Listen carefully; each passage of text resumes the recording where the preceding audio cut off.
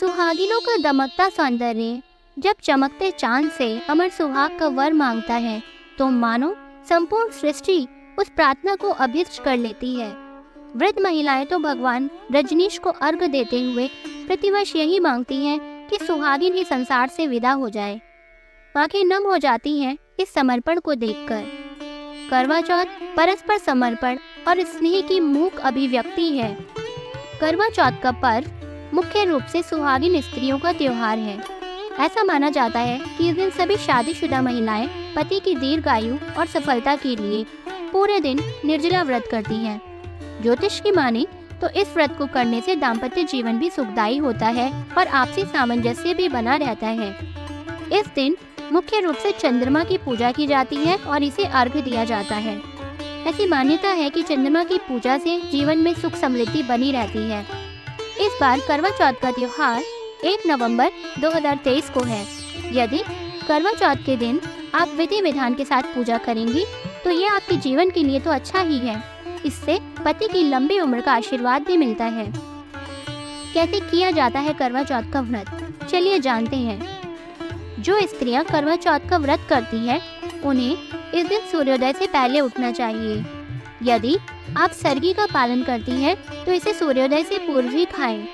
सरगी का पालन करने वाली महिलाएं करवा चौथ के दिन सबसे पहले सरगी का सेवन करें, पानी पिए और भगवान की पूजा करके पूरे दिन के लिए निर्जला व्रत का संकल्प लें। यह संकल्प इस प्रकार बोले: मम सुख सौभाग्य पुत्र पौत्रादि सुस्थिर श्री प्राप्तये करक चतुर्थी व्रतम अहम करिष्ये। निर्जला व्रत में पूरे दिन अन्न और जल ग्रहण न करें और चांद के दर्शन के बाद ही कुछ खाएं। रात्रि में पूजन के समय 16 श्रृंगार करके तैयार हो और दीवार पर करवा चौथ की पूजा का चित्र बनाएं या बाजार से लाया हुआ कैलेंडर लगाएं। उसको चुनरी ओढ़ाएं, बिंदी आदि सुहाग सामग्री से उसका श्रृंगार करें। अब एक करवा लें और इस पर रोली से एक स्वास्तिक बनाएं। इस करवे में गेहूं या शक्कर भी आप भर सकती हैं।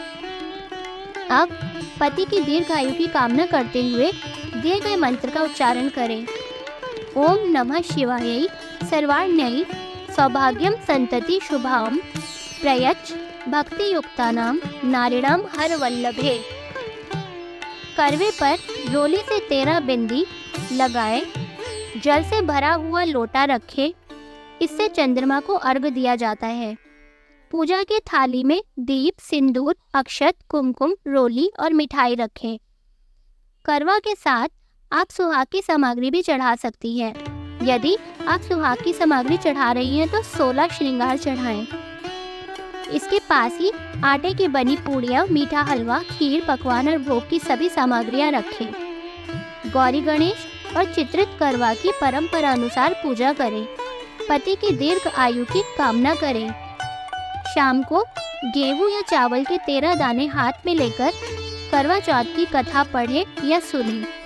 कथा सुनने के बाद करवा पर हाथ घुमाकर अपनी सासू जी के पैर छूकर आशीर्वाद लें और करवा उन्हें दे दें।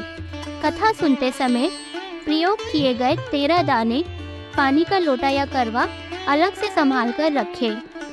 रात को चंद्रमा निकलने के बाद छलनी की ओर से उसे देखें और इन 13 दानों से चंद्रमा को अर्घ्य दें। पति की लंबी उम्र की प्रार्थना करें। इसके बाद पति से आशीर्वाद लें और उन्हें भोजन कराएं और स्वयं भी भोजन कर लें। करवा चौथ के कुछ ज़रूरी नियम जो आपको ध्यान में रखने चाहिए। करवा चौथ के दिन विवाहित महिलाओं को उनकी सास द्वारा सरगी दी जाती है। उसे सूर्योदय से पहले ही खा लेना चाहिए। करवा चौथ के दिन 16 श्रृंगार जरूर करना चाहिए क्योंकि इन्हें सुहाग का प्रतीक माना जाता है।